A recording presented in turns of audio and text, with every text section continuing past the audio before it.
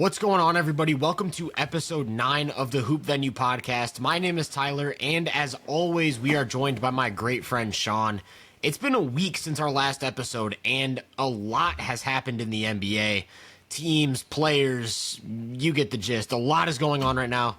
Sean, how are you feeling about the last week of NBA basketball? Because we really have not talked since our last episode. Yeah, trying to get my seating arrangement in order there. I don't know what's going on. Yeah, it's been so long. It's been a week, like you mentioned, and somehow the Cleveland Cavaliers are still undefeated. Yeah. You know, there's some more apologies I think that need to be given on this episode that we'll get to later. But very, very, very exciting week of basketball. There's a lot of stuff to talk about. There's so much stuff that, I mean, we didn't even get to. We're not going to be able to get to everything that we had originally, like, kind of on the rough draft list, the topics. But, yeah, excited for, what's this, like you said, episode 9, and crazy how we're already at almost at the 10 episode mark. Right, episode 9, and I've got a new haircut for all the viewers. So there we go. That's admire. The last week of the NBA, there's been a lot of events, and the biggest one was my haircut. Tyler's haircut is better than De'Aaron Fox's 60-point game. Yeah, I was going to say, we should talk about De'Aaron Fox, because I saw a tweet, it was in the last 50 years, I believe, he had the most points on consecutive days with 109 points on back-to-back days. He had 60, Absurd. And then he had 49. Yeah, dude, De'Aaron Fox. And before that, I don't even want to it's been a 3-game stretch for real. He had like 29 and 10 on the game before that. Right now he's playing very good against the Hawks as we're recording this. They're in the second quarter, and he's continuing, just picking up right where he left off. No DeRozan, no Sabonis, and this guy has just put the team on his back and said, hey, we're still going to be just as good as we were before we lost 2 All-Stars. And for Fox, I just think I want to get your thoughts, actually. Like, what are your thoughts on just Fox as an overall player? Like, the offense, the defense, like, just what's your idea of him as a player right now? I think he's very, very underrated, and I don't think his name gets thrown into, like, the underrated category enough. And I honestly don't even know what it's for. I mean, I know everybody's number one answer is, oh, he plays in Sacramento.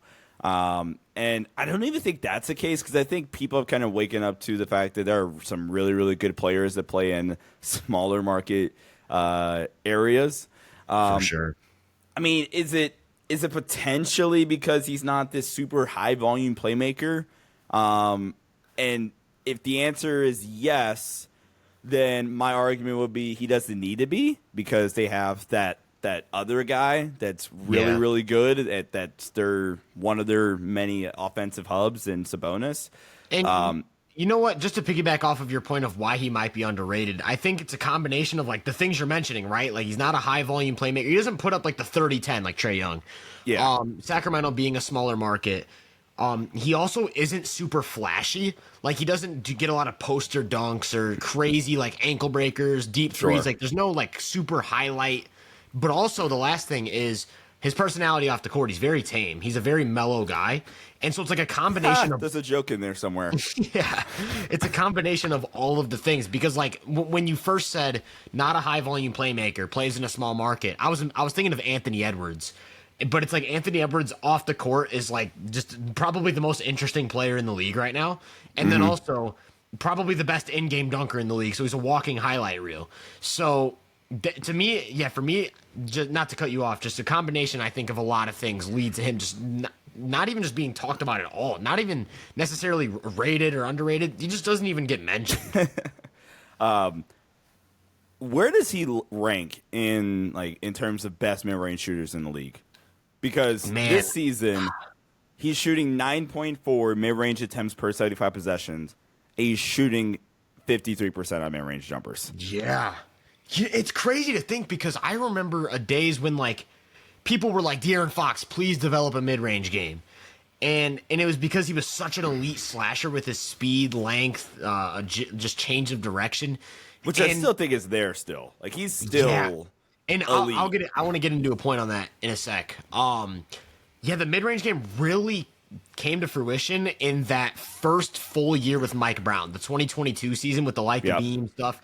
That's when the mid-range game really took a leap, and I don't even know if it was necessarily a leap as a shooter or just his use of pace. Like the way he started to play the in-between game out of pick and roll and put defenders in jail and just slowly get to his spots. That's what made him such a clutch demon that season, winning clutch player of the year. And yeah, it's just really interesting because he's got the entire toolbox when you talk about a mid-range scorer. Like he's got long twos, pull-ups.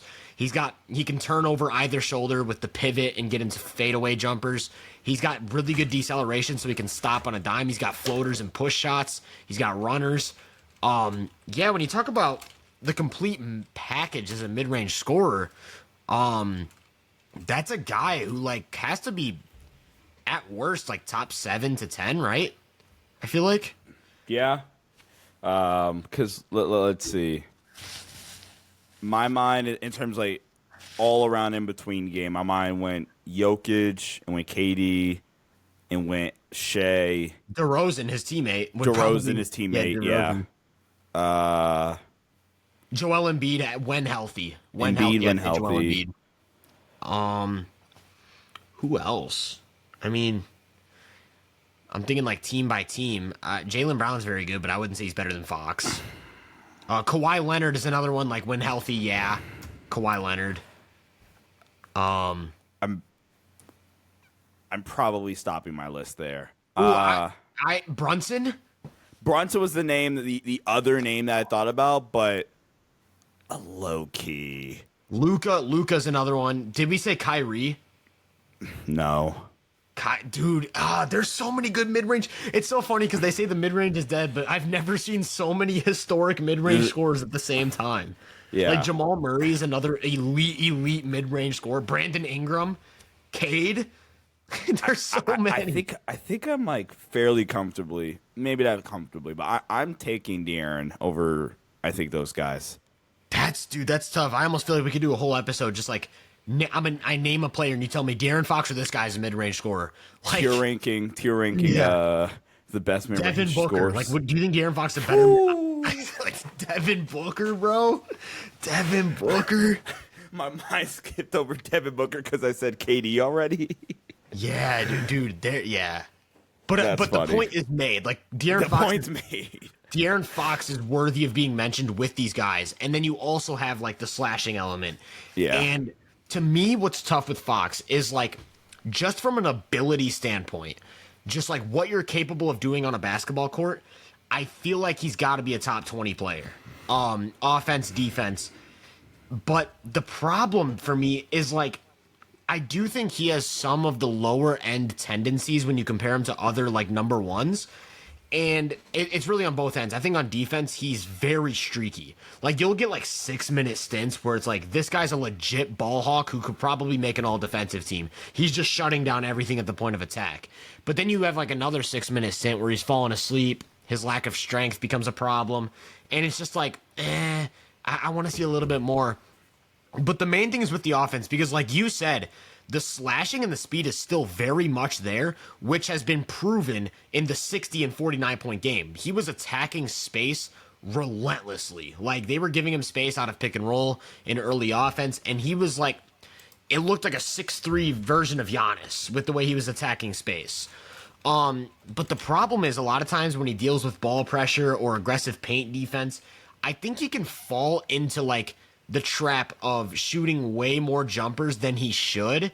And it's almost like because he's developed so much skill, it made his tendencies worse. Like if you look at his rim field goal attempts, I don't know what it's looked like this year. I could be wrong about this year. Got him pulled up. But like the last couple of years, it's been a gradual decline from like the elite slasher that he once was. I don't know if you have that pulled up right now. Yeah, per 75 possessions over the past 3 seasons, he's in the 58th percentile rim field goal attempts this season, 62nd percentile last season, 60th percentile the first Mike Brown year. By the way, all those are right around like 4.5 to 4.8 attempts per game, or attempts per 75 possessions. And then every year before that, 74th percentile, 84th percentile, 90th percentile. Yeah. So and what's annoying there is has that been like a decline. Yeah, what's annoying is that when he does get there, he's still an elite finisher. Like he can shoot like 80% at the rim as a guard. It's ridiculous. But yeah, I think that's also what hurt him in the Warriors playoff series. I know there were some injuries, but I think he ended up shooting like 9 threes in half the games, and it was like De'Aaron Fox. Yes, I'm very much glad that he developed that type of shot because it's a really useful tool.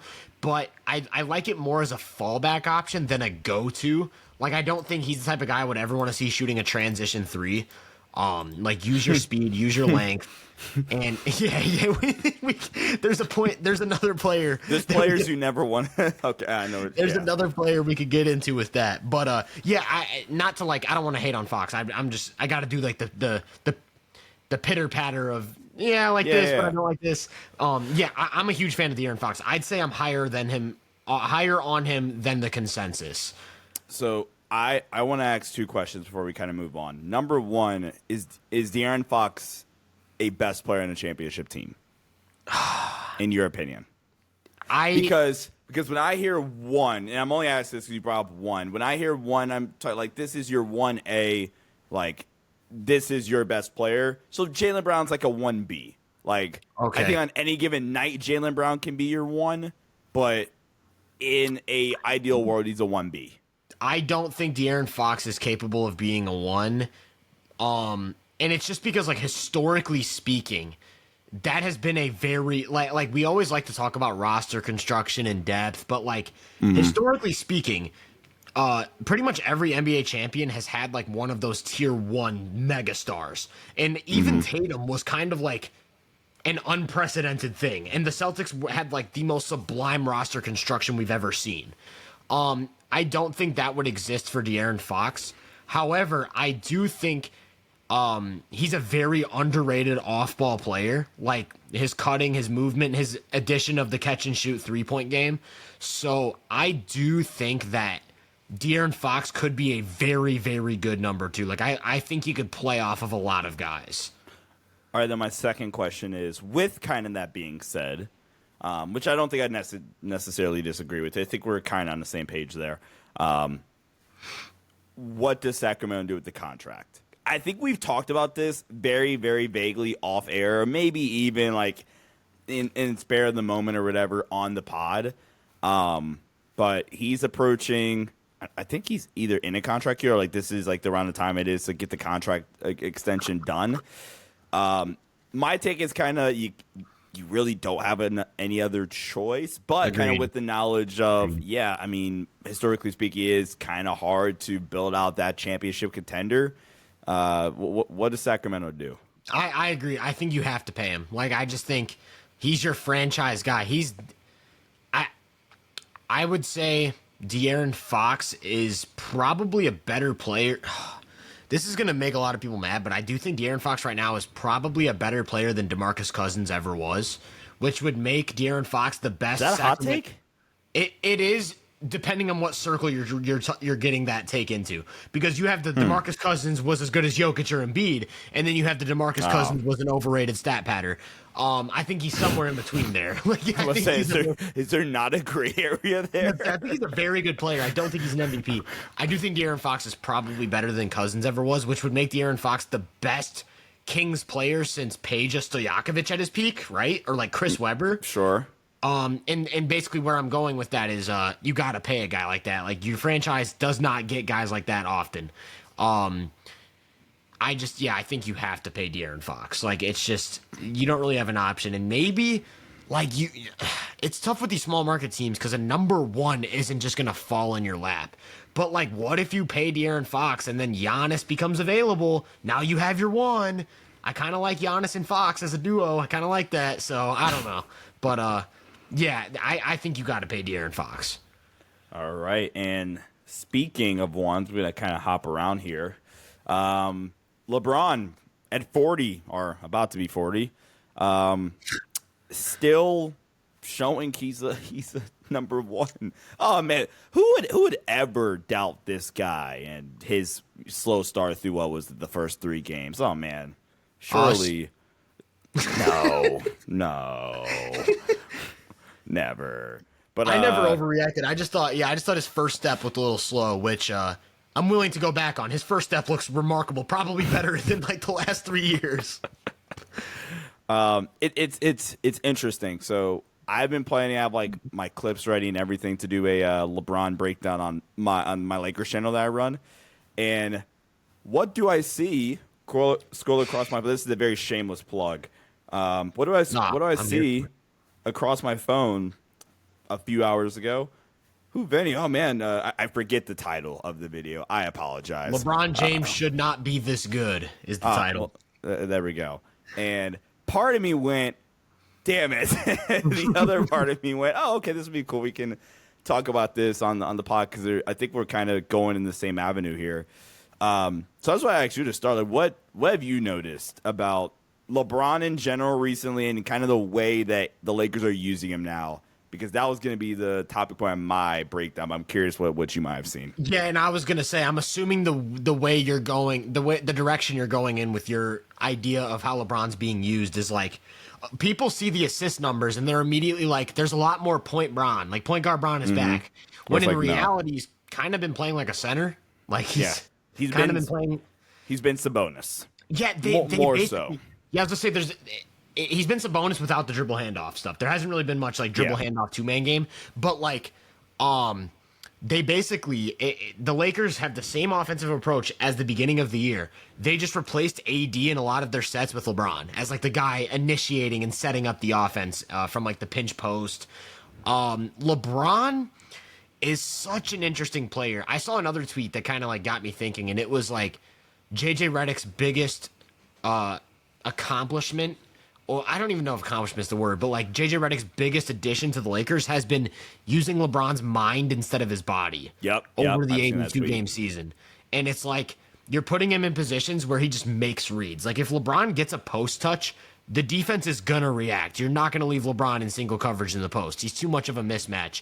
And then he's just dicing up the defense, like skip passes, hitting cutters, running action out of the post, like flare screens. They ran back-to-back flare screens against the Spurs that I talked about in my video. Both of them resulted in a layup. They really like the horns setup where he gets it on the elbow, and then it's a back screen for the initiator. And again, he can utilize every single option because the guy's a supercomputer. He knows what the defense is going to do before they do it. And something else I said in my video, which is like the main reason why I like using LeBron in the post so much, let me think back to like a great post-up player. I mean, dare I say NBA history. This might be a hot take. Dare I say NBA history. Is LeBron behind Jokic the second best player of all time at balancing post scoring and passing?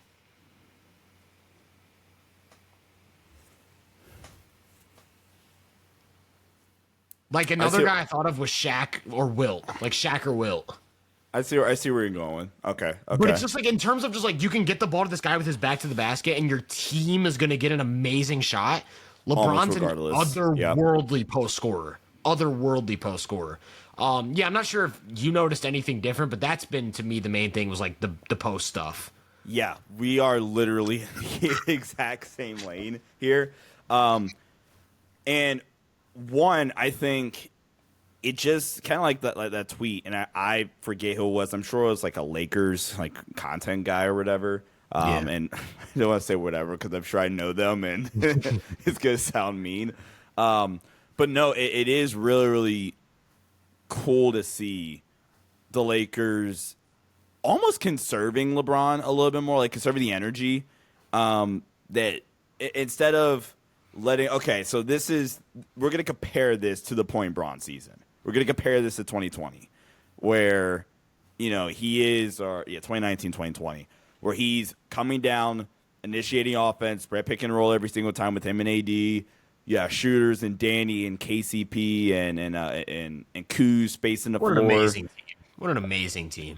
I mean, you would have thought they would have ran that team back and, kept similar construction together. No, I mean, you would think, right? Anyway, it's a massive difference, kind of like you said. And immediately the first thing that kind of came to my mind is, I mean, even if you look at like his play type data, where how he's scoring, how he's getting these shots. A lot of his scoring recently has been post-ups, cuts, spot up, like whether Austin creates, dish out, and maybe he attacks on the second side, or it's a catch-shoot three. Which, by the way, the career shift from being a bad to average to this one amazing year in Miami to really bad regular season to elite in the playoffs to just he's fine to elite night in night out shooter that LeBron's been. And then as the roll man out of pick and rolls, using him and D'Lo or him and Austin. Him and Austin have really almost always had good chemistry together. Yeah, I want to throw a stat at you. I pulled this for my video. Over the last 2 seasons, he's attempted 217 catch and shoot threes and made 47% of them. Yeah, that is absurd. And what's so funny about that stat, right? I remember after the 2022-23 season, so the season where he was dealing with the ankle stuff, that's the conference finals year. Yeah. I remember after that season, because there was a lot of talk about Bron being this bad shooter. I'm like, guys, he has legit no lift. He can't jump. We might have seen one Bron dunk that entire playoff run. Yeah. Let him get somewhat healthy, and I promise he'll be he'll be back to the 37-ish% three-point shooter he was. No, he just turned into, like he said, insane catch and shoot three-point shooter. You've obviously watched a lot of LeBron and the Lakers, and to me, it looks like his form is a little different. Like, is it just me, or does his catch and shoot form seem a lot faster the last 2 years? Like, he tweets something. It does seem smoother. Now, admittedly, I do suck at noticing form-related stuff live. I do too. Yes. Yeah, I suck with that. But I will say it does feel admittedly like a lot quicker. Yeah, where that's what I'm catching this and it's going up. I don't even want to get crazy with a comp, but it is going up now. And then it just leverages everything, like the playmaking too. I think Laker fans are just going to have to get over it and understand that this guy's going to care about defense 15% of the time during the regular season. Just get over ourselves 15% here. 15% is going to be special to watch. It's going to be special. The 3 plays a night you're going to get from Bron on defense. Bron's awesome. I'm glad we're kind of on the same lane there. One last thing about Bron and kind of his usage. His usage rate per dunks and threes is the lowest I think of his career. And you know what's funny? Funny? It's the lowest literally lowest of his career. And what's funny about that is his touches are actually up. And to me, the combination, he's averaging 84 touches a game right now. And to me, the combination of lowest usage ever, super high touches suggests this guy is playing a completely different brand of basketball. And then you get to the tape and it's it's a completely different role. And I want to ask you, because I feel like this is a common conversation with Jason Tatum, but LeBron proves time and time again to kind of be the gold standard. Is LeBron the most versatile player in the league right now as a 39-year-old? I think he's possibly the most versatile offensive piece for sure. That's a good point because Tatum's got the defensive stuff. Yeah, Tatum can guard legit. I think I agree with that. And my next point, where's LeBron rank in the league right now? He's a top what player? I would like to point out that every other player to make it to a 22nd season was barely a player. Right. Barely existed. They got the garbage. The seconds, not even minutes. They don't even get garbage minutes. They get garbage seconds. Yeah. But I gotta know. I can essentially hear any argument. We're basing this off of this season, right? Yeah, so I guess Embiid and Kawhi are out the window right now. Embiid and Kawhi are out the window. I could kind of entertain an argument for Bron anywhere 5 on. Okay, that makes sense. And I guess my next question would be, do you think Lakers number 1 player on the Lakers is still a debate, or do you think it's just clearly AD? I think it's a debate, but I still lean AD. Okay. Especially over an 82-game sample. 16 games, that's fair. I maybe even lean Bron still, but that's just You know what's crazy?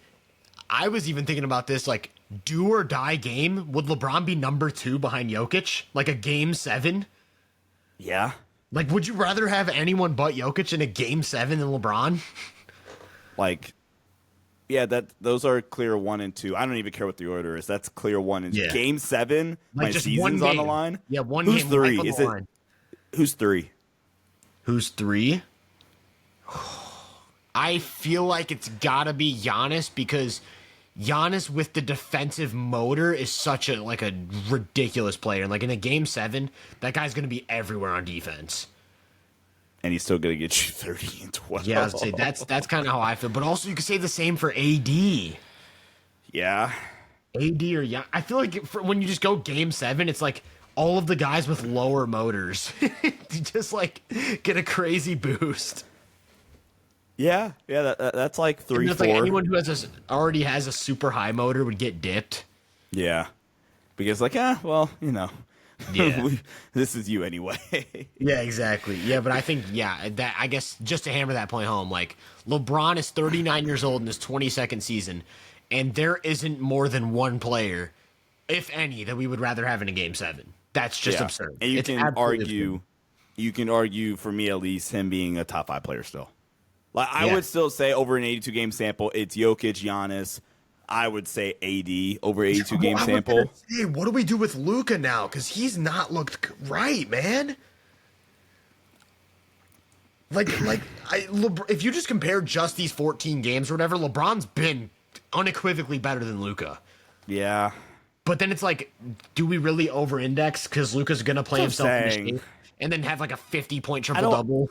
I don't want to overreact. Yeah, and then Luka does that, and I'm like, yeah. But it's if we're solely up until November 18th, LeBron has been better.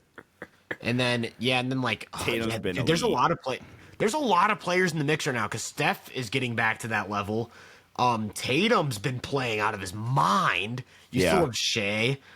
Shea. Yeah, and then I mean if Embiid gets back to that level. Shea also sneaks into that conversation for me. Like I thought that was gonna be a hot take if we're like picking one player. Because, like, how do you stop Shea? You don't. Especially with the pull-up 3 now. Oh, my God. You don't stop How do you Shea. stop him? You don't. So, he was also in that combo. And that's another motor guy defensively. Like, high-motored Shea is going to be everywhere on defense. What game was it? The Hawks game? Yeah, I think it was the Hawks game where you just went up there. Yeah. You're going to get that on defense plus, like, 40, and you're not going to be able to guard him. Yeah. But all that's to say, the league has never been more talented than it is right now. And while we're talking about talent, we might as well mention the 7'4" guy who's looks like I don't even know. I don't even have the words. It looks like a freaking game breaker.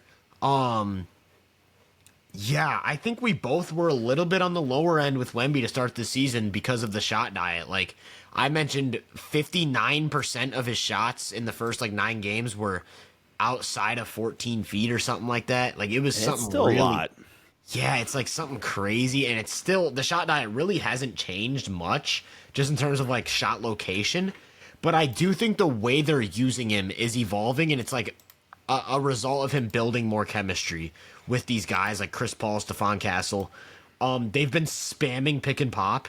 Like he over that 3-game stretch where he went crazy, he was averaging 10 catch and shoot threes a game. They're using him like a wing. They're starting him in the corner and running him off of pin downs and cross screens and stuff. He's been great as a post scorer. Yeah, he made me eat my words. Like I wasn't necessarily out on Wemby by any means, but I definitely was a little bit harsher. And I don't think I considered the possibility of what if Wemby just starts making these? Then what? And then that's what happened. And then he started looking like an MVP for 4 straight games. Yeah. Hey, what are your thoughts on Wemby as of recent? For starters, when he's making these shots, he's insane. Which I don't want that to be the most no duh statement ever. Because good player makes shots. Oh man, he's good. Like duh. I will say this. One, defensively, he's got them. Hold on. Where are they at in defensive rating? I was looking at it earlier. They were 11th or 12th last time I checked. Yeah, they're right there. They're a tick behind 12th, which I'm not going to lie. This Spurs team's a top 12 defensive team. I don't see how he doesn't win the award for DPOY. Yeah. And also, you know what? Just to make one point that was like on my mind all day. Can we talk about how Chris Paul helped transform this defense just by being a genius? Like, if you watch the Spurs defend, he's everywhere. Yeah. And this guy's like 40. I just had to throw that in another there. longevity guy. Like, LeBron's so elite at 40 that all the other longevity guys we just don't talk about. Yeah, like Chris Paul, dude. Like, Chris Paul's that's a guy, man. That's a guy. Wemby, I mean, there's the clip that's gone around a lot, and this kind of perfectly, I think, highlights Wemby as the defender. It's just a bonus post-up play. They're like, Sabonis buries him in the middle of the paint, which legitimately is, I think, one of Wemby's two, I don't even want to say weaknesses. I'm going to say, like, slight drawbacks as a defender. I think, one, you can kind of get into him and kind of, like, get into his chest. Like, Sabonis is a legitimately really, really good post player. And he does get great positioning on Wemby. And I think the second slight drawback is he's not the, and I mean, for crying out loud, he's what, is he even 21 yet? He's 20. Yeah, 20. He's like, we're older than him. He's not the insane thinker in terms of like his defensive IQ quite yet, which is like low-key scary. Where there will be plays where you're like, oh, Wemby, like, what are we doing there? Or bad rotation or whatever, but like bad body positioning. But I bring up that Sabonis clip because that encapsulates Wemby because he has such a high margin for error defensively because, I mean, we do this a little bit, but I don't want to get too How many players have better recovery time than Wemby? Zero. Like ever. Yeah, zero. It'd be like Olajuwon maybe. Like I don't. Why? Well, I was gonna say like get even crazier. Wemby has the best defensive tools we've ever seen. Like I genuinely think he could be like the dumbest defender in the league, which he's not. Obviously, he's not. But like he could be the dumbest defender in the league and still be an all defensive guy. Yeah. Like his tools are just absurd. The athleticism. And it also goes, like what you said about guys getting into his body. Sometimes it doesn't matter because he's got an 8-foot wingspan. He gets thrown off balance. Like remember the play where he got knocked down while blocking a shot, got back up, and then blocked another shot. Yeah, it was at the end of one of their recent games. I think it was Utah game. The dude is a freak. The dude's a freak. He's absurd. And like I said, this team stays afloat, like as long as they don't drop to the 20s or whatever, which I think we both kind of thought they were going to be heading into the season, because like, and that's also I think the other impressive thing. This team defensively doesn't have a lot of great defensive talent. No. They have a few guys, but a lot of it is really Wemby just taking away the paint. And if you do come down there, you'll get a good move here or there, but he is this generational defensive talent. And then offensively, and this is, I don't want to, I'm kind of doing the same thing you do with De'Aaron Fox, where it's like, all right, we had our fun, but and maybe this is, I haven't watched as much. I need to watch more Spurs, especially here coming up. This was my thing with him coming into the year with him as like an offensive player. One, I love that they're using him on the pick and pop game and stuff like that, getting him coming off of the pin downs in the corner. I think that is a really dangerous thing to guard for a defense, especially if it's a guard setting it and that's freaking Wemby curling it and he can go catch a shoot, or I mean he can have a wider cut off of it, knock down the three off of it. The self creation part, I think he's a good post scorer. Don't get me wrong, but if we're talking about we're going to use him as a wing, we're going to let him play from the perimeter a little bit more. The isolation numbers from a like efficiency standpoint, and I don't even care, like they'll get weird and creative, which I appreciate. Let them play out of like ball screens every once in a while, do like an inverted pick and roll or whatever. It's more so like the spot up stuff where he's been really, really bad on spot up possessions this season. Like he has hold on, where is that? I was gonna say last season he was the lowest percentage catch and shoot player in the league at 28%. And that's the one thing I'm very much looking at this season, because over this recent stretch, it's been the catch and shoot game that's been carrying the bulk of his scoring. So if that remains a thing, then I think his ceiling is just, or I guess I should say his floor, completely different. Like if he's just a great catch and shoot guy, completely different player. Yeah. Where last season it was kind of flipped where he couldn't, I mean, he was a really, really good pull-up three-point shooter for whatever weird reason. This year he's shooting 28% on pull-up threes and 42% on open catch-and-shoot threes. I don't even care about the other stuff. The open catch-and-shoot threes is the important thing. And what's funny is, I mean, everything's open for the guy. Right. Wemby's a freak.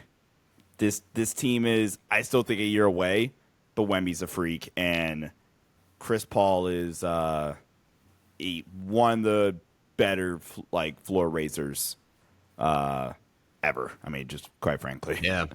I mean, while we're talking about defensive playmakers, Chris Paul, Victor Wembanyama, Woo! We got to talk about Dyson Daniels, man. My guy. Dyson Daniels. We were talking about this off screen. I saw a tweet that said he was on pace to deflect 600 balls this season. Over 600 that was a crazy way of wording it, but he was on pace. I almost got hit with the LaMelo Ball fine. On pace to get over 600 over 600 deflections, and the NBA record is like 302 or something like that. Just on pace to just casually double the NBA record for deflections. I looked at the box score last night. He had 2 steals. And I immediately thought to myself, off game, only had 2 steals. And then I caught myself and I was like, that's absurd that I just said that. That's like what Defensive Player of the Year guards have averaged.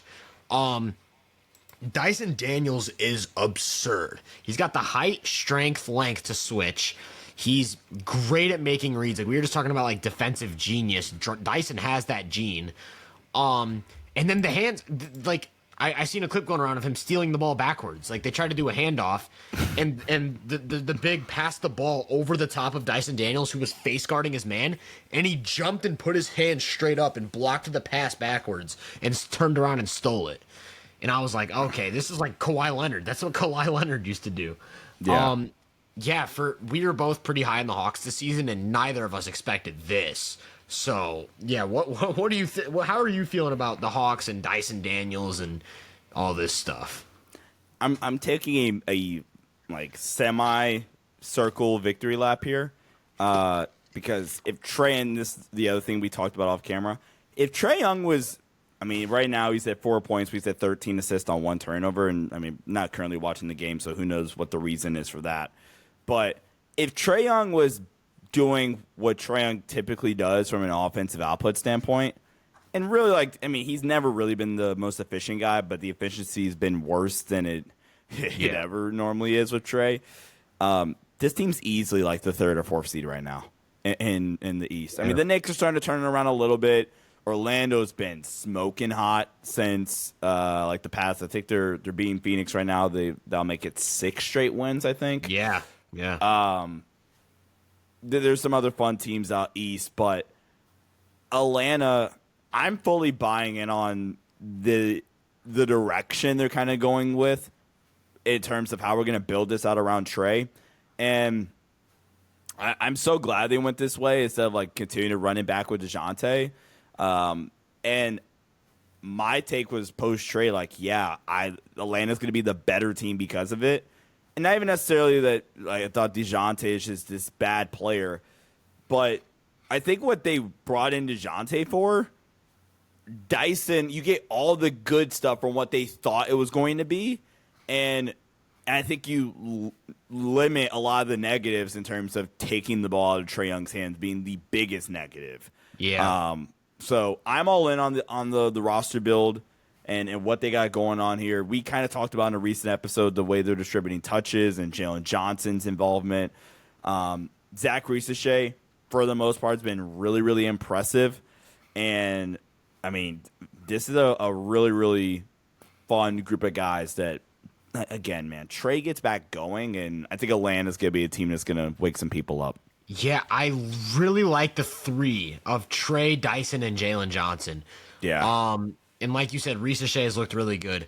it's everything outside of that I just Yeah. don't like. It's just missing a lot. Like, do you know how much differently I'd feel about the Hawks if they just simply, and this is such a stupid thing to say because like like you said, a duh moment, but like if the Hawks had their exact current roster, but then also had like Mobley, Chad, or Wemby, or like AD, Insert like, elite defensive center. an elite front court player because their front court is really weak.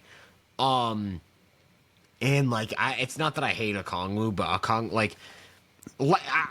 my point is the De'Aaron Fox thing we talked about with Trey. Like I don't think Trey is a championship number one. I think he could be a championship offensive number one, but you still need a player on a different tier, in my opinion, to win a championship, which would be like an AD or like an actualized version of Chet or Wemby. Yeah, I think I think even if you just had Jared Allen, they'd be a super competitive team right now. But in terms of like trying to compete for a championship, I do think Trey is like a lead ball handler with an elite play finishing defensive big. With the other guys they've got in Dyson and Jalen Johnson, like that would be a serious squad. So yeah, I mostly agree with what you're saying in terms of just like the direction they're going in. Get these lengthy athletic freaks around Trey, and good things are going to happen regardless of if he's shooting the ball well or not. And they're not necessarily winning a lot of games, but I do think they've like been a few bounces of the ball away from like 3 wins. Like they've lost a lot of very close games. And maybe that has something to do with like an inefficient lead ball handler down the stretch of games, but I do think, I do think they've got some special stuff going on, and especially Dyson, just otherworldly defense this season. Yeah, Dyson's been a freak. It sucks that guards don't get a lot of credit for their defense. But, okay, let me throw this out there. Dyson Daniels does actually shatter the deflections record. And, like, not barely, no, he shatters it. Maybe he doesn't completely double it like he's like on pace to do right now. But he, like, gets 500 deflections. Where's he at, like, on averages for steals per night right now? Steals per game right now. It's like 3.8. 3.7. That drops to it drops the whole steal, 2.8 or whatever. So 2.8 steals, and he's at like 450 deflections. Does that get him any love for Depoy? I think so, and I don't think he's in a position to actually win it, and it's just because of how bad the Hawks are defensively overall. But like, I did see a tweet today talking about how like Dyson Daniels should be the defensive player of the year just for having the Hawks as the number 22 defense instead of number 30. Yeah, I think he would get some votes. I do think he would get some votes, and I definitely think he'd be like an all defensive lock. Oh yeah, he would be this year Herb Jones. Yeah, it's weird with the positionless stuff, but like he's definitely gonna get that love. Yeah, let me see really fast where did I have them like preseason for like defense. I can't find it. Not good. It was not good. I can guarantee you that. I'm sure it wasn't good. If I had them any higher than like 20th, then I was definitely tripping. 20th would still be like a little too high. Here we go. I had them. Yeah, I had them in my last tier for defense. I had them 26th. Yeah, that makes perfect sense. Yeah, I would probably have had them around there too. Yeah. Where'd you have Orlando on that list? I had Orlando third. Let's talk about it because they somehow actually second because Minnesota dropped a little bit after the Randall trade. Okay, yeah. So second, you had them second. They're number 2 right now, I'm pretty sure, unless they passed OKC. There's a pretty good chance they passed. Was OKC your number 1? OKC was 1. You were cooking. Who's your number 3? Would have been Boston, and then Minnesota would have slid in 4 after Is the Boston trade. number 3 right now?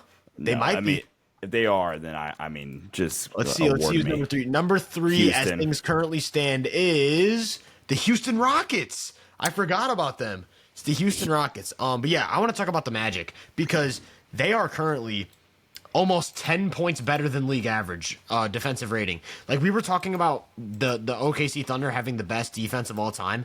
The Magic have caught up and are just a point worse than them now. They're only a point worse. With the Paolo injury, we both kind of just wrote them off. We were like, the Magic. I mean, we're not really gonna watch them. We both had these conversations off camera where we were like, nah, it's the Magic without Paolo. Not a fun watch. Franz has stepped in as there's such a high floor when you're a 6'10" two-way point forward. Let's just start with that. Like, the guy's a 6'10" two-way point forward. He's great at getting to the rim and finishing. He's a good passer. He's a great defender. Franz is just such a high floor player. Like, he doesn't really he's not super volatile. Like, you always know what you're getting with Franz to some extent. The defense, though, like, overall as a team, Goga, in my opinion, is just like one of the most underrated bigs in the league as a rim protector. Like, Goga is just a great rim protector. Jalen Suggs is probably a top 3 to 5 defensive guard in the league. Anthony Black, great defender. KCP, great defender. Anyone, like, their whole roster, they don't have a bad defender in the lineup. Their only bad defender in the lineup last year was Joe Ingles, and he's in Minnesota now. They don't have a bad defender. They have a lot of great defenders. They have a ton of versatility, switchability, multiple options at the point of attack, multiple rim protectors, and then they're just holding teams under 90 points. Like, teams are not scoring 90 points against them. And then Franz gives you a high enough floor to where you can get 94, 95, 97 points and win games. So I think Atlanta right now has like the number 27 offense or something stupid, but they're winning a bunch of games. I think they won tonight, which would be 6 straight. 9-6 now. What are they, third in the East? Like, 109-99. You know how hard it is in 2024 to win games by scoring less than 110? Yeah. Like, they just got a special unit. One thing I am tracking, though, with the Magic, but most notably Franz, because I think there's now spawning a lot of conversations about Franz versus Paolo. And about, like, well, is Paolo really replaceable because Franz can step in and take on the load? To some extent, I do think Franz can do a lot of what Paolo does. I will say I think the two big differences are that, A, Franz is not the mismatch that Paolo is. Like, yes. When Paolo gets a switch, you are panicking because he's just such a physically imposing creator. And second, Franz isn't capable of making as many advanced passes as Paolo is. Franz is a very solid passer, but Paolo's got a lot more versatility and a lot more creativity in the way he gets the ball from point A to point B, which I think makes him a more versatile creator out of pick and roll, out of ISO, whatever the case may be. And that also, I think, correlates with the fact that Jalen Suggs started the season looking like an all-star, and then when Paolo went down, basically just became a non-factor on offense. I think a lot of that is the two-man game with Paolo, like the guard screens. It's like the Tatum and Derek White dynamic, and I don't think Derek White would fall off without Tatum. It's just an example of how they play off of each other. Yeah, so that's something interesting to track, because it could have just been that Jalen Suggs had an unsustainable hot start for 4 or 5 games, or it could be when Paolo comes back, Jalen Suggs all of a sudden is scoring 18 points a game again, and then we need to have a serious conversation about how much Paolo elevates his teammates, because that's serious. Like, that's awesome. So, I think people were so quick to rush to conclusions with Franz at the end of the 2023 season, where I just think legitimately that was just a really rough shooting season from Franz. And Franz, don't get me wrong, he isn't a great shooter by any means. But when you look at, what was it, like 28% from 3 last season, where the year before that was round up 36% and actually like 35.5 his rookie season. Like, okay, it's not the prettiest looking shot, but like, dog, he's not. He declined 7% from 3. That's so unsustainable.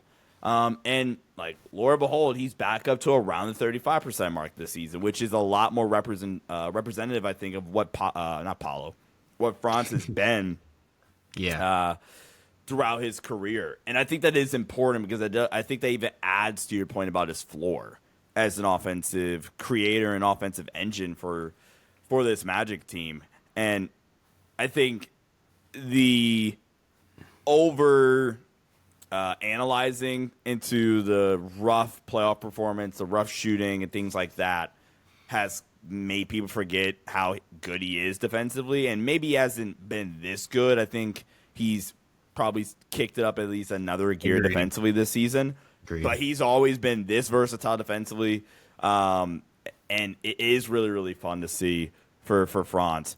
This season for Franz, he's shooting so far 40% on pull-up threes, which is huge for like where they go. They like to run some of the pick and roll action for him because he is, like you said, like this 6'10" point forward.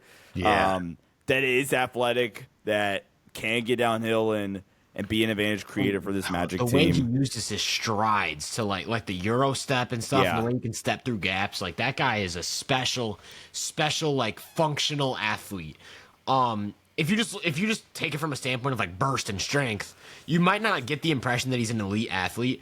But when you look at the way he moves and operates in tight spaces when compared to other 6'10" guys, he's a freak. Like, that's a freak athlete. And I do want to say this. I'm curious to see what things do look like when Paolo gets back. Yeah, because I do think Franz, I will say the one huge advantage that I think Franz has over Paolo at this point is that I do think Franz is much better at playing off of Paolo than Paolo is at playing off of Franz. Yeah. And that's what makes things interesting because now Franz is showing that like capable on-ball supremacy.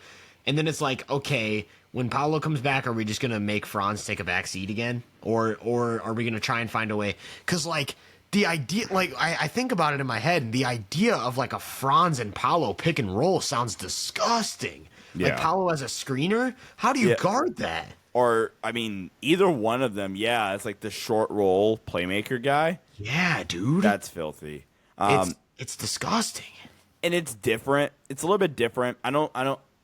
I'm sure this comparison's been made before. I'm sure this is the first time this has ever been said. But it's just kind of cool to think that this is maybe baby Tatum Brown, where, okay, can we get two really, really good offensive wings? They're also, like, have the defensive flashes. Like, can we just get this – if we can get this group to coexist, then you can get the right roster around them, and then you can make that run. And they're already 5 years ahead because they already have Derek White, too. Yeah. They already have their Derek White. You've got Derek White, Tatum, and Brown. Now all you need is Drew Holiday, and that's Anthony Black. That's Anthony Black. The Magic are the new Celtics. Yeah. All right, where's their 7-foot elite shooter and elite post-up player at? Where's that guy? That's Goga. No, I'm playing. Yeah, but in all seriousness, like the Magic are going in a special direction. Paolo looked amazing before he got hurt. Franz looks amazing right now. Jalen Suggs has been streaky with the shooting and whatnot, but the defense is just otherworldly. You said he's top 3. Like I still say Caruso. Caruso's 1. Caruso's 1, yeah. And Suggs is probably 2. Well, what about 2? Dyson? How does Dyson fall into this now? Like, is Dyson a better defender than Suggs? I don't know. I would say yeah, actually, because I think what Suggs is so elite at. I think Suggs is like actually an elite like screen navigator and isolation guy. Drew Holiday, bro. Like, how do you? Because like Drew Holiday, like I think Drew Holiday is a very flawed defender, but in terms of like what he does, just like when in the playoffs, the dude. I remember tripping for having Drew 5 for guards. You're not tripping because the league is stacked. Like, there's a lot of guys, but oh wait, no, he wouldn't be 5. He'd be 4. I was thinking about like there was a series, and I can't remember which one it was. It was a series when he was on the Bucks, and their entire defensive scheme was to have him just run through every single screen. And I've never seen someone hound the ball at the level that Drew did. It might have been the Bull series in 2022. Yeah. Where he was like Lonzo-less Bull. It was ridiculous. It was ridiculous. Like, he was everywhere. They could not get him off the ball. And like, in terms of being unscreenable and switchable, because like they'll put Drew on like Giannis and Joel Embiid, and then he'll go out and guard like Steph Curry. And it's like, yeah, I think Drew's tough because I think all of the guys we've talked about are pretty elite off-ball defenders, and Drew is I would say probably a weak off-ball defender. Like, he loses his man on cuts. He's got no presence at the rim. But, like, as just a straight-up on-ball chess piece, Drew is, like, the ultimate cheat code because you can do anything with him, and it's just great. Is it the switchability factor? Because I think, like, all right, if we're saying tomorrow night you have Dame or Steph, I'm taking AC. But yeah. if we're saying, like, hey, look, we need you to, like, switch 1 through 3 or 1 through 4 and be, like, everywhere for us, then yeah, it's probably Drew. Well, where I think Drew is super interesting is, like, I think about it from, like, a playoff series perspective, because I do think Caruso is also very switchable. But, like, when I think about it from a playoff series perspective, I'm like, okay, we've got the Cavs. I can put Drew on either Garland or Mitchell, or I could get freaky and put Drew on Evan Mobley, and it'll still be fine. It'll just be fine. Same thing, like the Pacers. You can put them on Miles Turner. You could put them on Siakam. I feel like they've done that. They definitely have. There was a game last year where they put him on Embiid.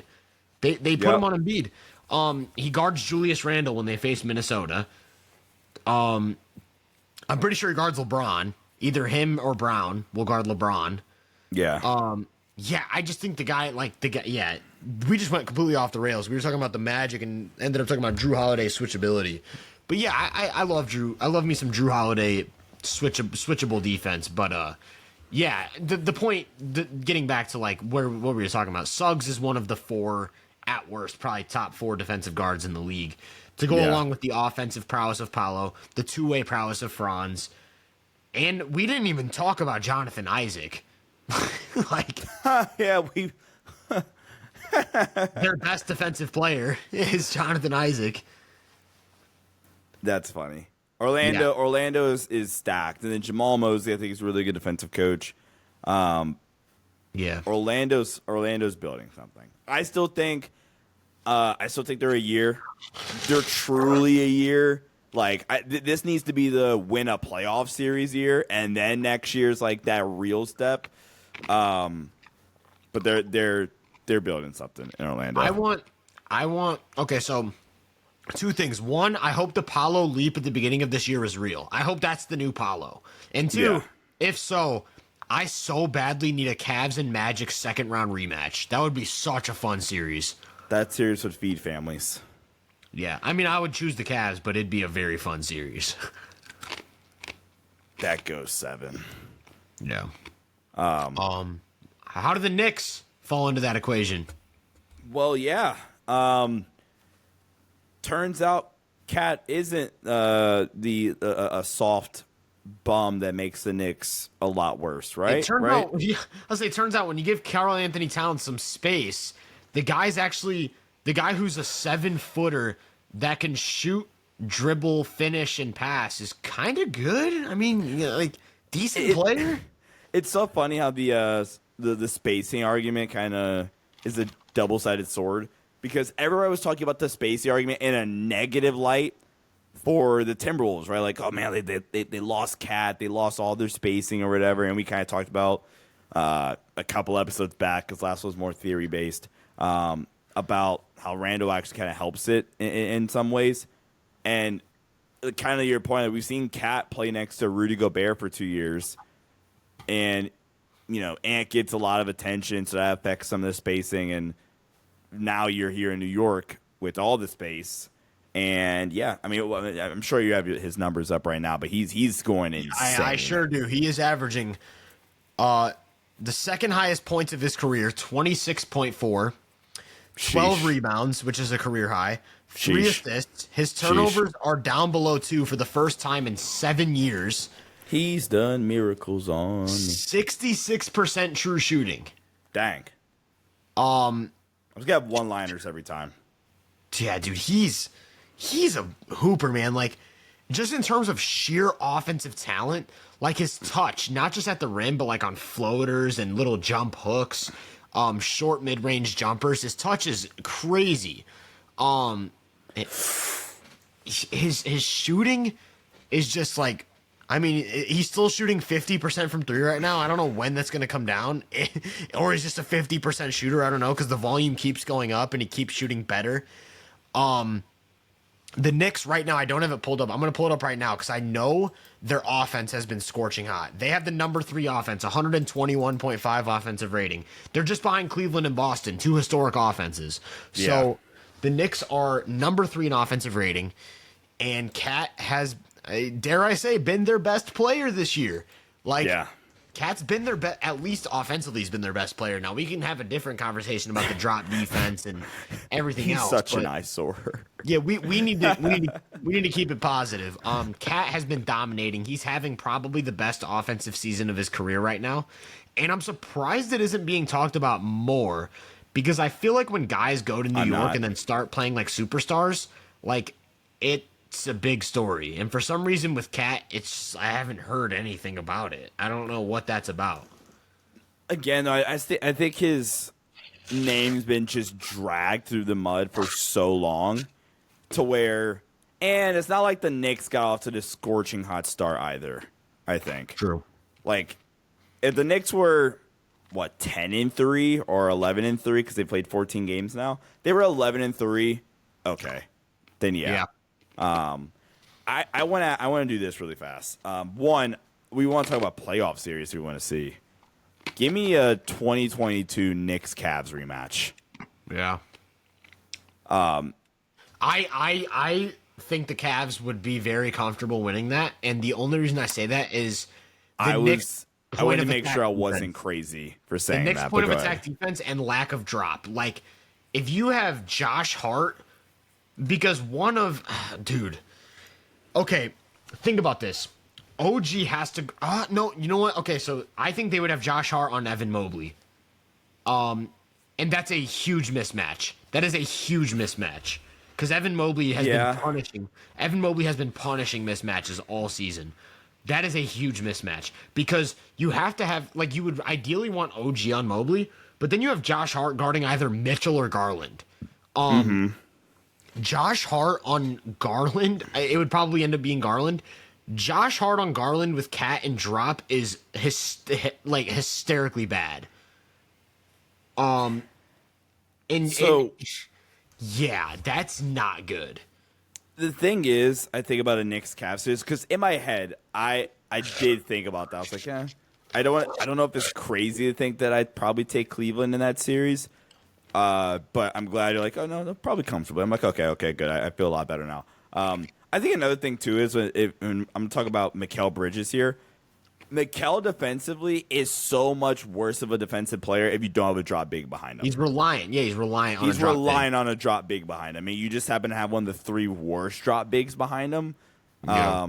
Whereas you have 2021 DeAndre Ayton or 2022 DeAndre Ayton who was just good, very good drop defender behind him. Yeah, I agree. Because Mikal right now, everyone's saying he regressed, but if Mikal right now was playing in Minnesota, we'd all be calling him a good defender. It's just he just needs. I don't think he's bad. I just think he's relying on. Yeah, he's just relying on a drop big. Yeah, I agree. And ideally, I think, man, Cleveland really is just a bad matchup because I think ideally, like you said, OG would take the Mobley assignment. But then you have Josh Hart at the point of attack. It's Josh Hart at the point of attack. Or Brunson. No, it would be you know what? They'd probably have Brunson on Garland. They'd probably end up on Okoro or whoever's the 3. It's probably Dean Wade, Josh Hart on Dean Wade. Or Ty Jerome, Max Strus, take your pick. I think they get into too many okay, so let's do this then. Name. Stop me when I say a team that New York beats in the playoff series as of right now. Do you feel really confident in New York beating in a playoff series? Okay. Boston, Cleveland, Orlando. Okay, so I'm gonna stop you at Orlando because I think I don't know if I would take the Knicks confidently, but I do think they probably have a slight advantage in that series, and I think it's the wrinkle of OG is probably the best possible defender you could have for Paolo. Okay. And Orlando's offense, I think, is reliant on Paolo to be that guy. Okay. Let's see. Indiana. With this version of Halliburton, I would take the Knicks, I think. for now, that's probably it for now. The East sucks. The East sucks. I want to say Philly or like Milwaukee, but those teams are bad. Yeah, because I'm still out on Milwaukee, but like, am I crazy for thinking that they could beat the Knicks in a playoff series if they somehow snuck into the playoffs? Well, they're gonna make the playoffs. Like, it's only been like 14 games, but you get what I'm saying. Like, yeah. Yeah, I don't know. I mean, healthy Philly, same thing. I think Embiid's looked really bad, so I would take the Knicks right now. I would say Knicks are probably my number three or four in the East with Orlando. I'm not sure on that one yet, but Okay. I definitely think Boston and Cleveland. Like, I think Cleveland is probably. Is it crazy to say that because? Okay, I just want to throw this out there. There's been like 3 teams ever to start 15-0, so we need to like acknowledge that this is a historic team right now. Way to make me look stupid, Cleveland. Bravo. Like, I'm pretty sure, historically speaking, they're like statistically guaranteed to make the finals because teams that have started 15-0 always make the finals. But like, in all seriousness, I think the Cavs are closer to the Celtics than any other team in the East is to the Cavs. Is that crazy to say? Yeah,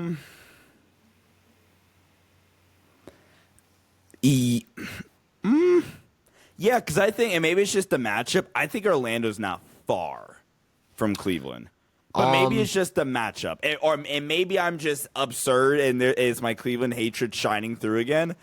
But I don't know. I feel good about that. Like, if Orlando's fully healthy, Paolo gets back. This is the version of Paolo, kind of like you were saying. I mean, Cleveland's probably favored, but but my thing is, if you think the Magic are a good matchup for the Cavs, couldn't you argue that the Cavs are maybe a good matchup for the Celtics, like the way they stack up? Like, I think I'm thinking about like things that the Celtics could do schematically to limit the Cavs, and I'm not really seeing much. Like, I guess you could do a similar thing defensively to what they did against the Mavs and kind of just like switch everything. But the Mavs had nobody like Mobley or Allen in the middle. And specifically like this version of Evan Mobley, where like you said, I mean, Derek White's awesome. Derek White on Evan Mobley 15 times a game. Like, and you could have Mobley switching on defense. Like, Mobley can switch. You get Mobley switching on defense with somebody behind him, which we didn't see in the playoffs last year because Jarrett was hurt. Yeah. Whereas he was literally doing everything. So, okay, no, you can switch every ball screen, and it's Jarrett Allen behind you still. I just think I'm absurdly high in the Cavs because now I'm looking back. Like, they beat the Magic last year with a fraction of Garland and no Jarrett Allen. And they didn't have Ty Jerome. Like, Ty Jerome has just become a great backup guard. Shout out Ty Jerome. Jerome's awesome. I'm in on the Cavs, man. Like, I'm going to say, we're going to get into the hot take right here, an hour and 10 in. I think you're putting $100 on the Cavs winning the finals. No, I'm not doing that. Oh, okay. I'm not doing that. But I think the Cavs are my number 3 team right now. In the league? In the league. Like, I think I'd go Boston, OKC, Cleveland. And I think... Oh, dude, I might have... Okay, tomorrow Cleveland plays at Boston, and I'm going to get a real temperature check.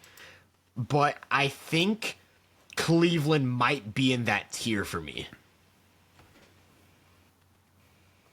And it sounds crazy to say, but I feel like they might be in that tier for me. Like, the tier that we like... Remember we started the season, we were like, Celtics, Thunder, everybody else. Now I'm looking at the Cavs and thinking, like, maybe they're there, maybe not. Yeah. So it's funny you say that. So I've been doing on Twitter every week at Sean_Davis without the S. Screw you, that guy. Kidding. Every week I've been doing like a top 20 power rankings on Twitter for the NBA. And this past week, I'm going to do like another one probably tomorrow. So last week's edition, Boston was 1 in a tier of their own still. OKC dropped because of the Chet injury. But number 2 is Cleveland. Yeah. And I might have to wait. They play tomorrow? They play tomorrow in Boston in an in-season tournament game. I might have to wait to like do the power rankings then. Because you want to get a feel for that game. I need to get a feel for it. I think it's, dude, I just think, and I guess to an even hotter take, with like the whole Cavs thing is that I think Donovan Mitchell is maybe good enough to be in championship number 1, like in that like grouping with where I said Tatum kind of broke precedent. Like Donovan Mitchell, how far away from Jason Tatum is Donovan Mitchell? I've Tatum somewhere around 10. I think Donovan Mitchell was my number 13 last year. I was about to say, yeah, anywhere like you could start at 11 almost. Yeah, dude, like I don't know, man. And then if this Mobley offensive leap is real, which I think we're getting a big enough sample now to say it is, I think the craziest thing about the Cavs is they have legit 4 all-star level players, right? Like that. I don't think you would disagree with me there. Like I think that's 4 all-star level players. For who? The Cavs. Cleveland? Yeah. Mitchell, Garland, Mobley, Allen. Like shout this out Darius version, Garland. Yeah, Let's this go. version of Mobley's an all-star level player. So that's 4 right there. And I think the craziest part about it is who's their second best player? It could be any one of the 3. Yeah. And that's where I'm like, I'm so high on them because it's like, okay, not only do you have one like not MVP level player, but knocking on the door of an MVP level player, you have 3 all-stars who could all be argued. Wow, that was rough. 3 all-stars who could all be argued as the number 2 player. And then you have not just like okay depth, like legitimately good role players. Ty Jerome, Karis LeVert, Dean Wade, Max Strus. They're a special squad, man. I'm all in on the Cavs. Like this is just turned into a Cavs episode. But yeah, I'm in on the Cavs. That's the other thing I think that like went into me kind of underrating this Cavs team. Not only did I underrate the Kenny hire, I had their bench coming in like 18th to start the year, where they've, for the most part, largely overperformed that. They've largely overperformed that benchmark, and Darius Garland's back to being an all-star because, I mean, who would have thought that playing with, like, how much weight did he lose? Was it 7 pounds? Or maybe am I making 20. it up? It was like 20. Yeah. I know it was a lot. I know it was a lot. Okay, he lost a lot of weight because he broke his jaw, and Evan Mobley takes the breakout. Like, everything, I'm not going to say everything's broken right for them because I think they're just genuinely a good team. But, yeah like, Cleveland's awesome. I got to wait now for the Boston game. I will be home. There will be appointment television. Okay. Low-key might need to do a playback for that. Low-key. Yeah, I was going to say we might have to. I was thinking about that too. I want to ask you, though, like we just talked about, would you agree with me if the Cavs are the number 3 team right now? If OKC's healthy, then yes. Okay. Oh, so you're saying they might even be number 2 without, like, OKC right now, yeah. Like tomorrow, if I were to do it tomorrow, Cleveland's 2, and they're in that tier with Boston. If Cleveland whoops Boston, would they be number 1? Low-key. Yeah, like how? Like Cleveland goes into Boston and they'd just be 16-0. They'd be 16-0. You know, the only team to ever go 16-0 is the 2016 Warriors. Yeah, that's insane. We're talking about the Thunder coming in the year and being that Warriors team is the Cavs. That's funny. Yeah, but where'd you have the Speaking of which, where'd you have the Warriors? On your last power rankings, it had to be like 4 or 5. 5. 5. Yeah. Listen, who'd you have 4? OKC, which they dropped 2 because of the Chet injury. So who'd you have 3? Denver.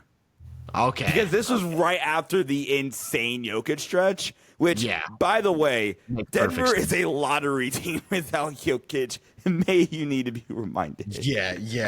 Yeah, we're not getting into that. I can do a think piece on that.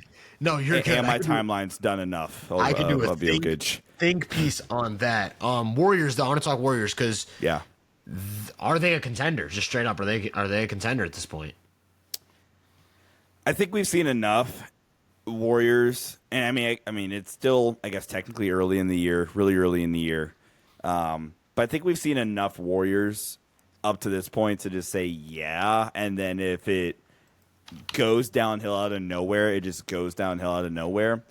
But the Warriors, man, first off, I mean, again, going back to the Cavs glaze for 2.2 seconds, the Cavs destroyed. They just blitzed Golden State in their matchup a few like a week or so ago, maybe a little bit over a week.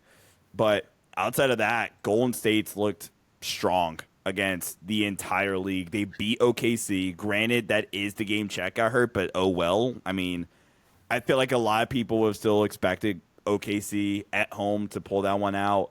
The last gave them a road trip for Golden State. They go into Boston, get the win. Steph has that great flurry down the stretch. Yeah. And I think that's the thing about Golden State. And I forget if you and me had the conversation or if I just put this on Twitter. We were talking about Golden State's desperate need for a second star, which I'm not even going to fully backtrack on because I do think that in a 7-game series, I don't even know who the matchup would be. There could be a matchup where it's like, man, could this team like use a reliable second scoring option? But for all the talk about this team needs a second, like a second star, Draymond Green has been their second star, and they are like completely okay because he's back to peak Draymond defensively, and which also means like on the offensive end as well, he's still Draymond in terms of being the hub for the offense, keeping the offense going. And on top of stuff. Can we take a moment and talk about Draymond getting back to being a 3-point shooter? Because I am so like, I was just looking at it right now. He's taking more threes than he shot in 2016. Remember, everyone talks about which is like his best 3-point season. Yes, his best season. 2016 Draymond was a freaking cheat code. He's shooting more threes right now than he was in 2016, and he's making 45%. 45. And I just checked tonight; he's made 2 of 3 in one half. So it's like Draymond is just a 3-point shooter again. His free throw attempts are the highest since 2017. They've shifted his role a little bit. I don't know if you've caught on. I have not. Offensively, he's played off, but he's playing way more off balls like a spot up now. Okay. And they're running a lot of more stuff like through like Looney and Trace Jackson Davis. And I think it's been an awesome shift. Which makes sense. Yeah, Draymond's getting back to being more like it reminds me a lot more of Draymond during their like first title years as opposed to like Draymond of these recent like where he's just, like 2021 Draymond where he just always has the ball, he's always setting up action. It's been a lot more of like Draymond, we're going to run through you when we need to, but otherwise, like, kind of just do your own thing, and we need you to just make your open threes. And that's exactly what he's done. And then he's pushed the pace out of their defense, because we talked about their defense. Like, they're an otherworldly defense, and Draymond's great at pushing pace. They have so many transition weapons from athletes like Wiggins and Kuminga to shooters like Steph and Buddy Hield. And I think you're on your point about, like, them needing a number 2. The Warriors' system manufactures, like, proxy number 2s. Like, Buddy Hield can be your number 2 for a series. Kuminga, Wiggins, Podziemski, they can all just be your number 2 if you really need it. And for all the talk about their defense, you know, right now they're the number 4 offense. It's Cleveland, Boston, New York, Golden State, and LA. Those are the top 5 offenses. And for Golden State to be that good offensively with, like, no true number 2 star, because you talked about Draymond being their number 2 star, but, like, that's mostly because of defense. They don't have an offensive star next to Steph. And for them to be that good offensively with, like, the way they've shifted Draymond's role, Steph hasn't even looked like peak Steph yet, only for a couple games. He's only averaging, like, 24 points per game or something like that. I think the Warriors are, like, dude, I don't even know what to do with the West anymore, because, like, you look at Dallas and Minnesota, like, right now I trust Golden State more than both of those teams. Denver, I trust Golden State more. I'm still taking Denver, and also Memphis has looked really good without Ja. So like them with Ja is really scary to think about. The West is a bloodbath. Phoenix, when KD was there, was, I mean, you know, don't run away with this, but they were like, and they were a top 10 defense, and now they're like 17th. Without them. West is crazy. There's 7 real teams in the West, and maybe I'm missing some. But OKC, Denver, Golden State, Phoenix when healthy. What's that, 4? Lakers, 4. Memphis, that's 6. I mean, then I don't want to sleep on Minnesota, Dallas still. And then I guess Sacramento even. That's 9. Okay, but then what do you do with the 10-5 Rockets? Are they not like interesting too?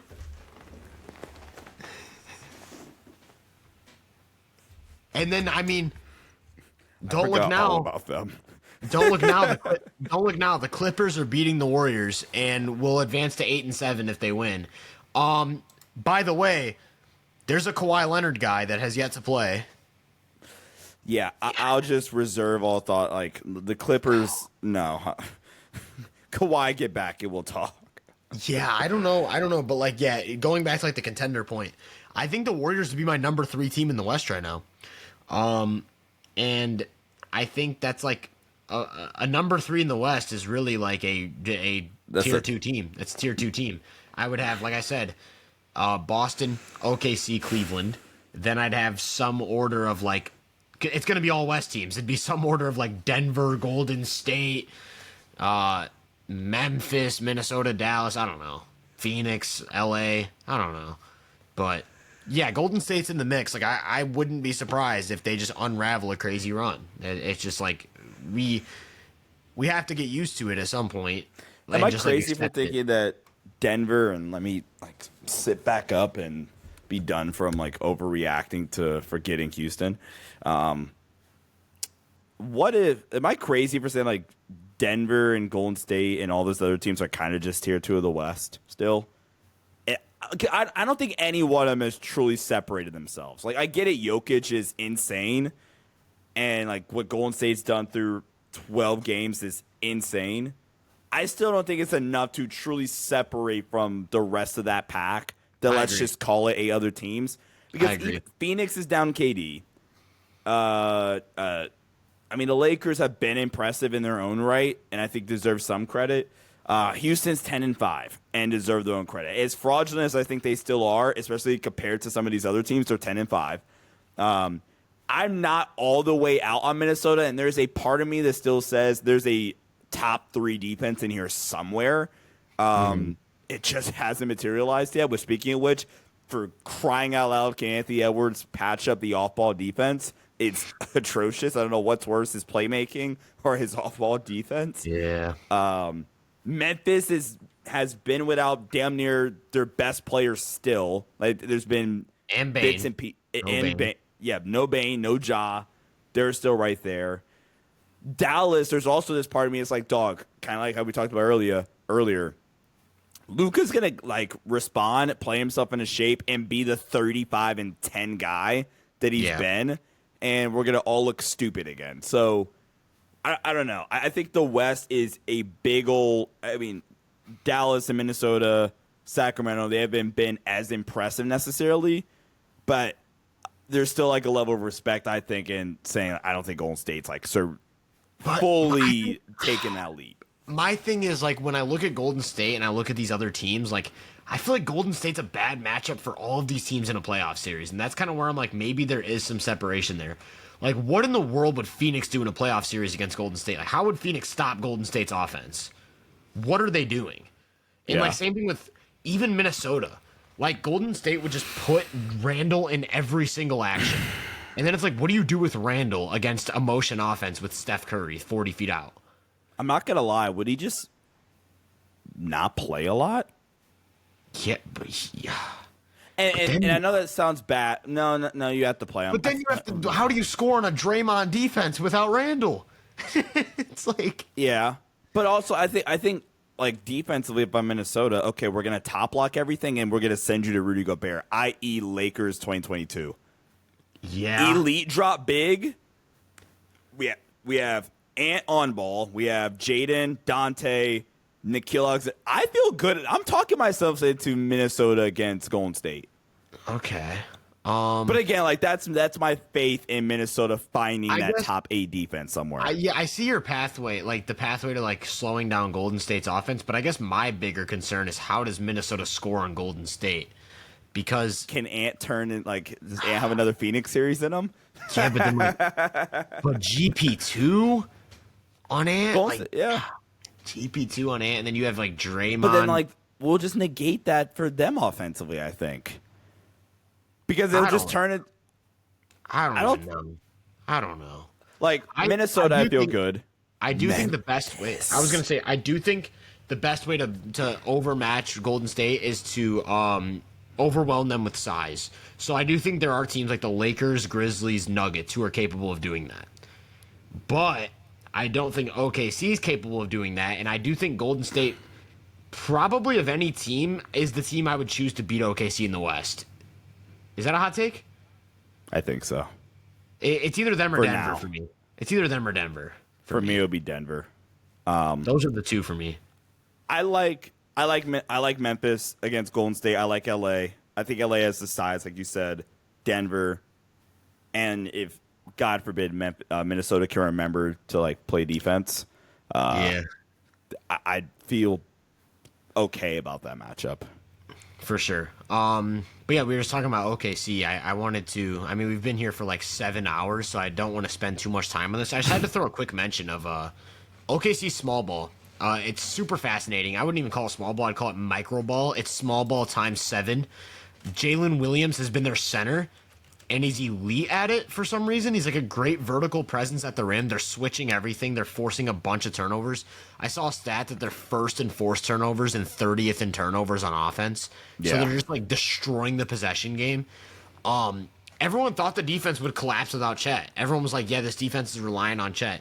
And you definitely see stretches where OKC's lack of size is a problem. Like, they've been fouling. I know they ended up sending to the Mavs to the line 22 times in the first half, and they just had to fight out of a hole that whole game. But, like, they are so unique. Like, they're probably the most versatile roster maybe ever.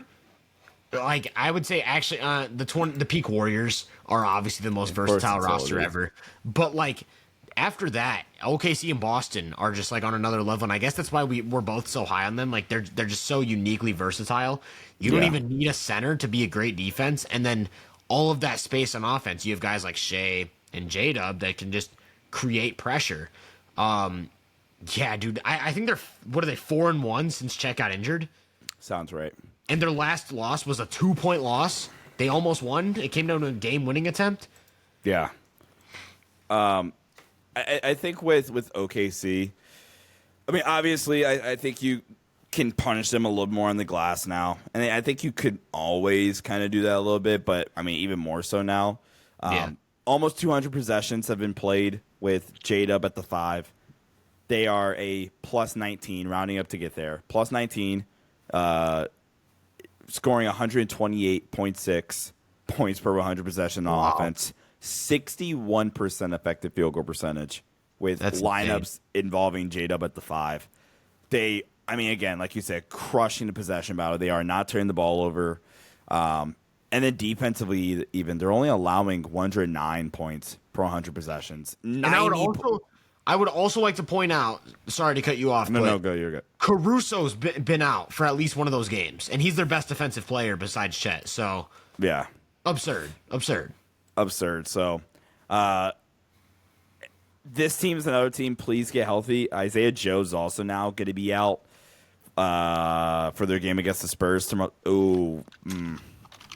Spurs against Spurs game, no Chet. This is going to be the most interesting game of all time. Wemby versus 6'5" dudes. Are they just going to switch everything and push him out as far as possible? That's what I would do. Yeah, but then, like, I would genuinely, if I was the Spurs offensive coordinator, I would just have Wemby stand under the basket and throw it up to him every time. Like, you can't deflect. We're not going to let you get a post entry. We're just going to like lob the ball up to you the entire game. That's what I would do. That's what I would do. Get 100. Yeah, like that's Wemby's going to break Wilt's record tomorrow. I'd have him playing like freaking Walt Bellamy down there, bro. Like, I'd just be throwing the ball. But seriously, like it's got to be one of the league's like better back-to-back slates so far. Boston, Cleveland, and then immediately is OKC, no Chet versus Wemby. That's fire. That's an elite slate. But go ahead, sorry to cut you off. No, I basically was done with my point, though. Like, I was just going to make the point that, like, on any given night, OKC can have, like, 4 all-defensive level players. Like, they just have so much defensive versatility, especially with Caruso in there. Like, you have a lineup of Caruso, Dort, Shea, Cason Wallace, J-Dub. Who the heck are you attacking? Like, Caruso, Dort, Shea, Case Wallace, J-Dub. and it's like J-Dub literally looks like an all defensive level player at this point. And J-Dub, yeah. it's so crazy to say that in that lineup I just named, Shea's the worst defender probably. Yeah. And it's like, bro, Shea's a great defender. Shea or Kate. Oh my God, yeah. Yeah, You like would, I guess you would go at Kaysen. I guess. I don't know. Yeah. And then you like Isaiah Hartenstein's got to be back soon, right? He hasn't played a game for these guys yet. Their top lineup played this season, 143 possessions played. I guess it doesn't really matter because Chet's out. SGA, Kaysen, Lou Dort, J-Dub, Chet. Such a Giving up nasty lineup. 100.7 points per 100 possessions, but opposing teams' effective field goal percentage is 45.9%. So insane. That's absurd. We literally had a whole theory episode about containing attacks and then protecting the rim. And I'm so glad we got this right after that episode because, like, our theory was, like, rim protection is kind of like a bonus as opposed to a necessity. And that's exactly what the small ball, micro ball Thunder are doing right now. They just contain everything. And it's like, J-Dub is their rim protector. Yeah. But, like, yeah, they're the best defense in the league at containing attacks. And then it's like, yeah, and when we're healthy, we have the second or third best rim protector in the league. Yeah. And then, you have a really good post score? Okay, I mean, we'll throw like Chet and Hartenstein or Hartenstein against them. Like, we'll be okay. Yeah, just an absurd team. There's only one more I wanted to talk about real quick before we get out of here, and it's the Rockets because, like we said, they're 10-5. They had just won 5 in a row, but they lost tonight in absolutely stupid fashion. We were talking about that before the show. The game ended right before we started recording, and it was just the weirdest final play. But the Terror Twins is what they're calling them. I remember in our last episode we talked about, or not our last episode, but one of our episodes where we talked about the Rockets, I made the argument that Dylan Brooks, Amen Thompson, and Tari Eason were like the 3 catalysts to Houston's success. I still stand on that, although Şengün has picked up his play from his slow start, and Şengün has like emerged as like the number one, pulling all of this like terrorizing defense together. And Şengün's been pretty good defensively as like a deterrent at the rim, a vertical presence, a drop big. Van Vliet is pretty good as a playmaker, still a streaky scorer. He had a really good night, I think yesterday or the day before, against the Bulls. Mm-hmm. And I do want to do like my little apology sermon like you did with the Cavs, because going into the season, I said that I was seeing tweets about the Rockets being a potential 50-win team, and I kind of didn't see it at all.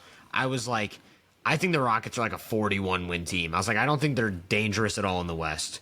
I'm willing to look back now and say I was wrong about that. I do see them as a dangerous team in the West. I do think they could win 46, 47 games, and I wouldn't be surprised at all.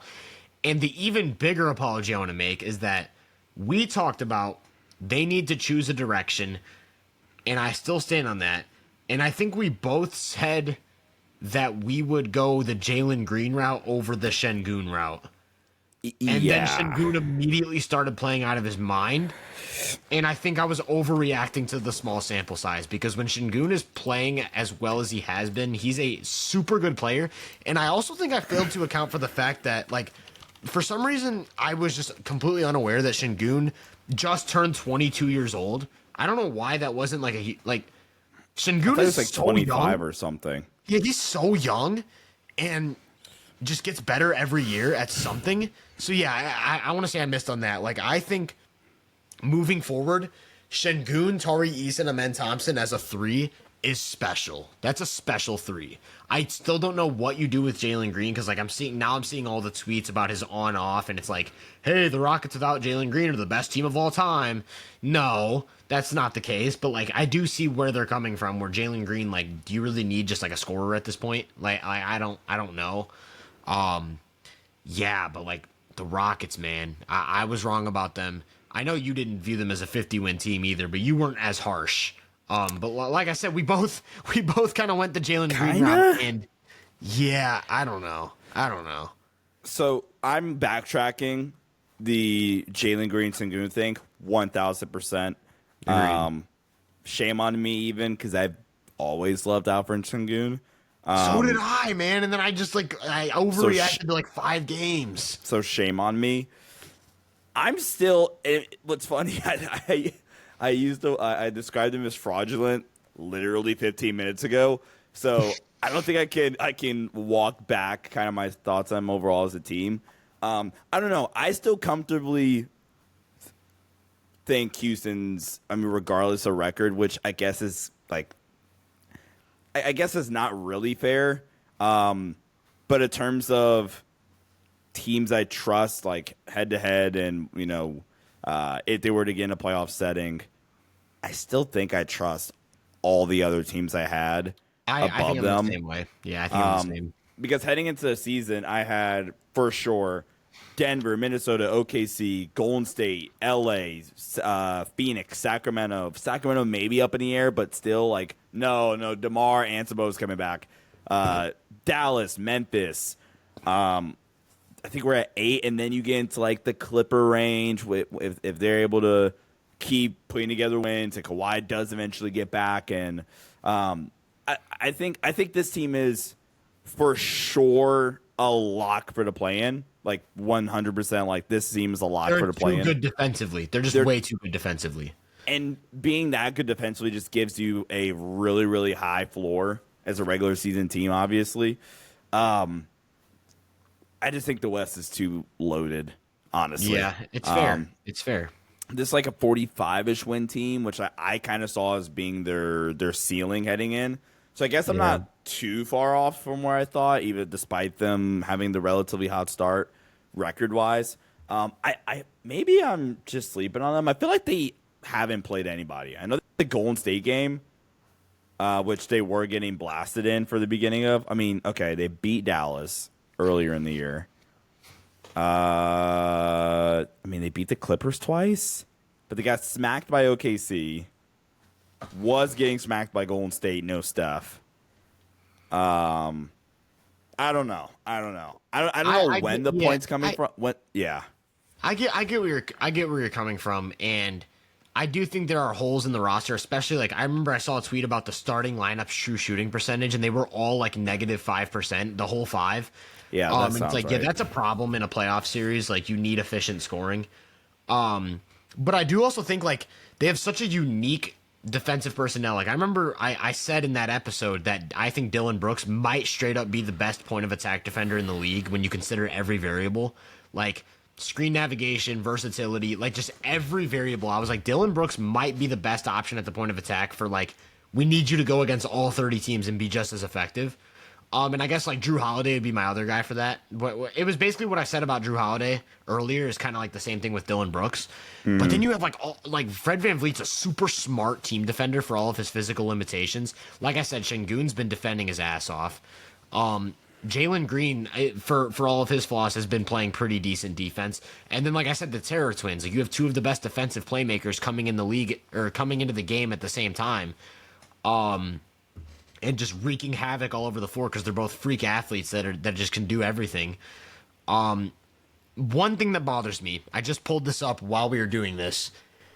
There's a lineup that I want to see the Rockets play a lot of that has only played 14 minutes together. Can I guess it? Go ahead. Sengun at the 5.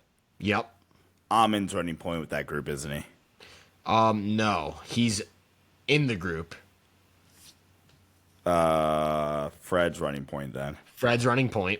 Okay, Amin to like the 3 then probably, or Yep. 2. Okay, Tari has to be in there, and then Dylan Brooks. Dylan Brooks. I want to see Fred, Brooks, and I get that it's like an offensively limited group, but like, bro, the defense would be crazy with Brooks, Amen, and Eason, and then VanVleet and Şengün with the 2-man game. I think can give you enough offensive juice. That lineup, by the way, has played 14 minutes with a 64 net rating. So, like, do with that what you will. But even crazier, take VanVleet and Şengün out of the equation. Just Dylan Brooks plus the 2 Terror Twins. Okay. They've played 81 minutes together with an That's it? 88.6 defensive rating. That is disgusting, man. Like, they're just such a good, like, such a versatile roster, man. I really wish, like, if Jalen Green was just a superstar, like if Jalen Green was just Anthony Edwards, how much differently would we be talking about the Rockets? Oh, then yeah. Like, that is such a special squad, man. And Ime Udoka is the perfect coach for everything. Like, probably the best defensive coach in the league right now. Yeah. I'm making sure I'm like not missing anybody. There's definitely quite a few that are worthy of mentioning, but like Ime Udoka's at least in the conversation. Ime Udoka's top 3. Yeah. Yeah. Any lineup combination that has Tyrese and Amen Thompson and Dylan Brooks, opposing teams are shooting 41.2% effective field goal percentage. Yeah. Yeah, they're shooting 42% on 2-pointers. That is insane. And again, actually, what's funny is you want to talk about containing drives? Bro. Yeah.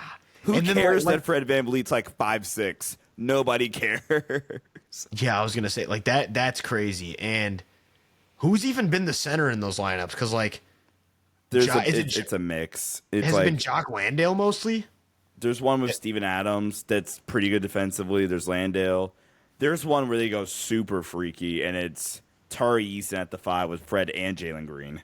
Oh, my gosh. I just pulled it up. Brooks, Eason, Thompson, and Şengün. 30 minutes. 74 defensive rating, 66 net rating. Holding teams to 31% on 2-pointers. Like, that's insane. That's not normal. I do. Okay, so I'll piggyback off of what you said. I think the Rockets are probably a first-round exit. If they were to sneak in. But I think it is the most disgusting and annoying first-round exit ever. Like, I think whatever team faces them is going to be drained. And yeah. And it's like going to be like a bloodbath. I guess my thing with Houston is always like, okay, like what's like the next step in the progression? Which I guess goes back to the like please just pick. Because then again, bro, if you pick Şengün, then okay, cool, we can kind of go. There's a little bit. There's a clear direction. There's a clear focus. Okay, cool, we can go down XYZ path now instead of trying to play both. But bro, just lean into Şengün as the hub of the offense and consistently. They've done that in the last few games. He had 11 assists in 3 quarters against the Bulls. Like, he's not Jokic or Sabonis, but like tap into it more. Really good post scorer.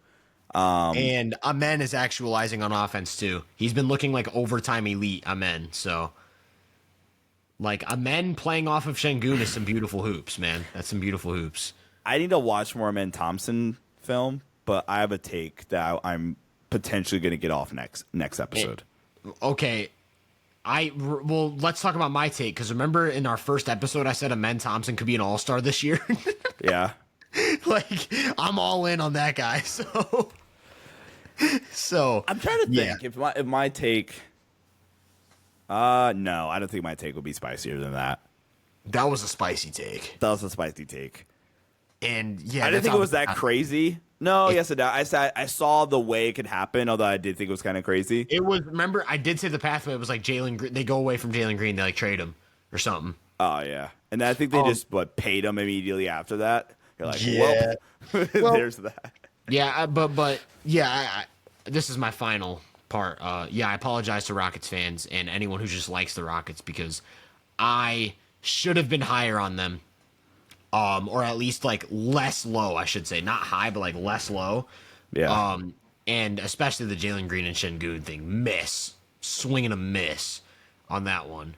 Overreacted to a small sample size. I think Şengün, Eason, and Amen is the 3 moving forward. And you hope Reed Shepherd turns into that guy to fill out, like, really bring some offensive juice to the lineup. Yeah.